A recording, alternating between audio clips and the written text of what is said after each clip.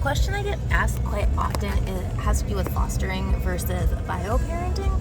I think a lot of times people have assumptions or thinking that you don't consider yourself like for Mother's Day and Father's Day, people will be like, oh, happy first Mother's Day, first Father's Day, and it makes sense for people that haven't known us for the whole time we fostered, but for those that did, we're like, we told you, like, we were parents, like, well, you know what we mean, and I do, but it's just really interesting, because it didn't feel like either of our first Mother's or Father's Day. We both considered fostering parenting. I think one way that I look at it is that, like, God has placed like our biological child in our care for a set amount of time. It's not permanent. He will go off into the world, ideally as an adult and a healthy, mature adult ready to enter the world.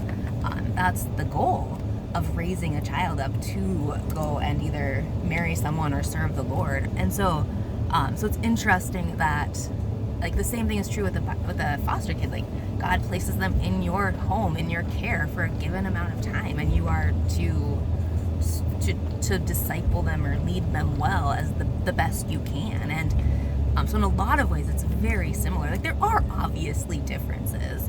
There are, like, with a child that's not your biological child, whether it's foster or adopt or step parenting or anything, like, your job as a parent is to navigate that child, that parent loss, that disconnect, that brokenness, that sin, whatever caused that break from the biological mother and father, whatever happened. And I'm not saying, like, I'm not opposed to adoption or opposed to in vitro or, like, any of those things, but there is a broken aspect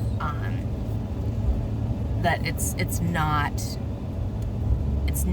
there's no the biological mother and father are not the ones parenting that child, which is the ideal situation.